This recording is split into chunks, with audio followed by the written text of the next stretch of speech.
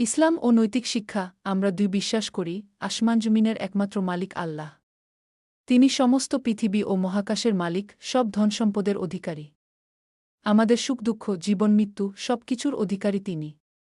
আল্লাহর এ অসীম শক্তি ও করুণায় আমরা জীবনধারণ করি। আমরা আল্লাহর সন্তুষ্টির জন্য সৎ কাজ ও সঠিক পথে চলতে প্রতিজ্ঞাবদ্ধ। আমাদের প্রতিটি কাজ হবে পরিকল্পিত, যাতে আল্লাহর লাভ হয়। আল্লাহ সবকিছুর মালিক, এই জ্ঞান আমাদের হৃদয়ে গভীরভাবে গেঁথে থাকবে। আল্লাহর অনুগ্রহে তাঁর নির্দেশেই আমাদের জীবন গঠিত হবে।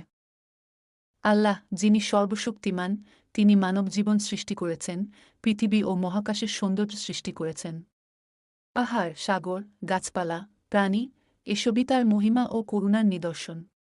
তার অসীম শক্তির জন্যই সূর্য এবং চন্দ্র, রাত এবং দিন পরিবর্তন হয়। পৃথিবীর প্রতিটি পরিবর্তন তার হুকুমেই ঘটে। তবে আল্লাহর শক্তি যখন ক্রুদ্ধ হয়ে ওঠে, তখন সৃষ্টির বিধ্বংসী বিপর্যয় আসে। অতিবৃষ্টি, জলোচ্ছ্বাস, ভূমিকম্প এসব বিপর্যয় আমাদের স্মরণ করিয়ে দেয় আল্লাহর অসীম ক্ষমতা ও তার অনুগ্রহের প্রয়োজনীয়তা। এমন দুর্যোগে আমরা আল্লাহর উপর ভরসা রাখব।